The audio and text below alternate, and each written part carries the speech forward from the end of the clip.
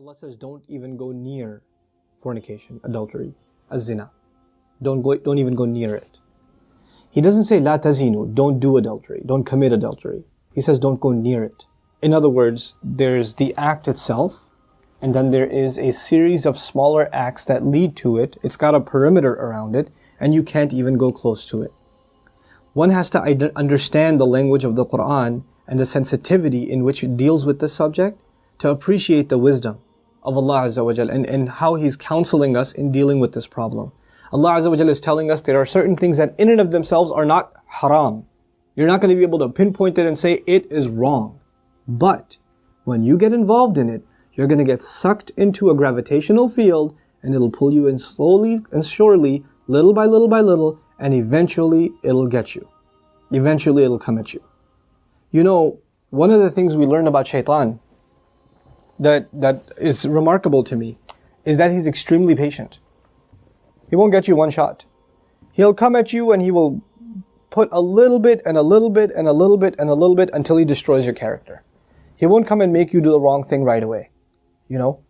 Even in the story of Adam alayhi salam and Hawa, the way he approached them in Surah Al-A'raf is really interesting. He was relentless. It wasn't just one time. Like we assume that he just came and said, hey, tree, doesn't that look good? And he was gone. No. He was extremely relentless. And he kept at it and he kept at it and he kept at it and he built this idea in them until they would think it's their idea. You know? And when people start listening to Shaitaan, this is the same surah Allah Azza wa Jalla says, Inna ibadi laysa laka alayhim sultan. My slaves, you're not going to have any authority over them. In other words, people who really submit to Allah, He will not have authority over them. But others, Shaytanu ya'idukum al-faqr wa ya'murukum bil-fahsha, Surah Al-Baqarah. He will command you to do shamelessness. In other words, when you listen to him a little bit, you've granted him a little bit of power. When you listen to him a little more, you've granted him a little more power. And if you keep on listening to him, he gets to the point where he can command you. You will find yourself, I can't even help myself, Brother Nauman. I can't even help myself. I don't even know. I don't know how to turn the computer off. I don't know what makes me do that every night. I don't know what makes me do this or that. I don't know what makes me go there. Go into that chat session, you know. Go and log into that, horrific website. Go watch that filth. Why do I end up doing that? Why can't I lower my eyes when I'm in an elevator? When I'm walking down the street? I can't even help myself. I don't know what to do. That's when you know Shaitan's got a pretty good hold on you. He's got a pretty solid hold on you. And you've been sucked into a really, a vicious cycle. It's just getting worse and worse and worse and worse and worse. And you're not addressing it, and it's making the problem worse. And it's destroying your spirituality altogether. Your relationship with Allah depends on a heart being clean. Every time you're exposed to filth, more dirt, more blackness, more covers are poured on top of your heart. And it keeps on pouring and it keeps on pouring and it keeps on pouring to the point where you're listening to the word of Allah and you can't get yourself to even shed a single tear. It won't come because your heart has been made so hard because of all the exposure to filth, all the sin that your eyes are taking in all the time. And you don't even care anymore. You know, a good heart, when it sees something inappropriate that doesn't coincide with the commandments of Allah, it is disturbed. It's not attracted, it's disturbed. It says, no, that's wrong. Immediately the conscience kicks in, the alarm goes off. But when you're at the point, when you're by yourself and you feel no guilt doing it, you just don't feel anything. You don't feel that it's wrong. The only thing before you stare at a sister, you look around like, is anybody else watching? And then you take a good look. That means the fear of Allah is completely gone. The only fear you have is that of the seen. There's no more fear of the unseen. What a horrible spiritual state to be in. Allah says, يَعْلَمُ خَائِنَةَ الْأَعْيُنِ وَمَا تُخْفِي الصُّدُورِ. He knows the stealing of the eyes, that little glance you caught. He knows that one. That little glance you took. What to speak of the stare. And He knows what the chests are hiding. You know why I brought up this particular ayah? Don't even go near zina. إِنَّهُ كَانَ فَاحِشَةً. It has always been considered a lewd, shameless, vulgar act. وَسَاءَ سَبِيلًا. And a horrible path. Allah describes it as a path. A horrible path. In other words, a path has steps. Right?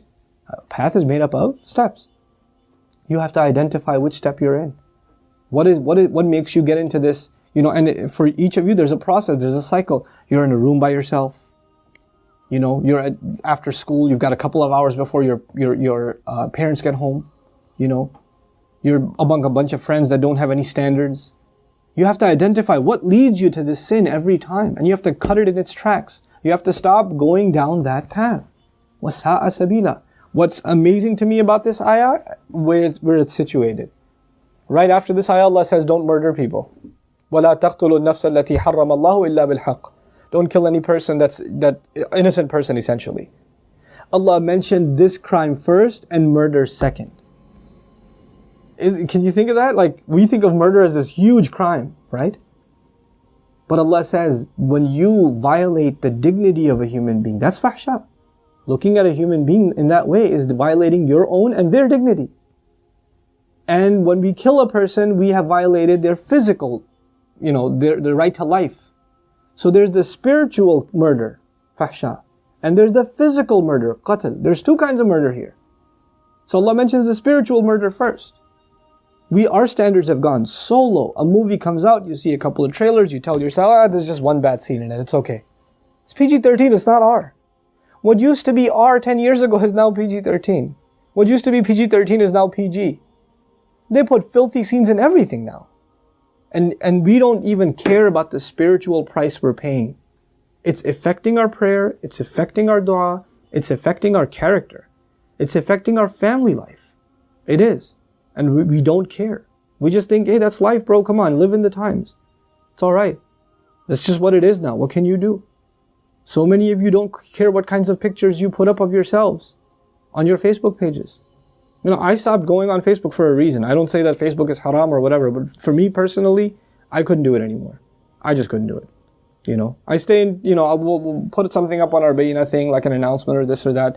But for socializing, just the things I saw were so disappointing. Like, how can you do that? You're Muslims. How can you post pictures like that? Have dignity for yourself. Have dignity for your family. Guard your gaze. Start with your eyes. The zina of the eyes, and everything else goes from there. Everything else goes from there. But the last thing I'll tell you today, inshallah ta'ala at least, is something about the word fahisha, which I'm translating as shamelessness or lewdness or vulgarity. The Arabic language has roots that are close to each other. Wahish and fahish. Wahish actually means wild animal. Fahish means someone who acts like a wild animal. Shamelessness is described as behavior close to animal behavior. Allah has dignified us as human beings. The punishment of Adam alayhi salam was his clothes were removed. Our mothers and our fathers' clothes were removed. That was a punishment from Allah. And immediately they recognized that they need to cover themselves. They didn't learn to cover themselves from a society. It wasn't society that taught them to be shameless. Nowadays your anthropology professor will tell you, it's society that makes us dress in clothes. It's a sociological thing. We learn to dress and cover ourselves over history, but naturally we're just supposed to be the way we are, like all other animals. Adam alayhi salam didn't learn anything from any society. He was given a consciousness, and the moment his clothes were removed, he's trying to cover himself. Our mother's trying to cover herself. We are supposed to be a people that guard ourselves with covering, and we dignify others by not looking at them. Even if they don't have dignity for themselves, we should have dignity for them and not look. Because they are in the end a creation of Allah. Even if they're a disappointing creation of Allah. They are a creation of Allah. And we have more respect for ourselves and for humanity in general. To not look at it as animals look at other animals. May Allah Azza wa Jal make us spiritually healthy and alleviate us from this growing and ever increasing spiritual problem, and that is of not being able to lower our eyes.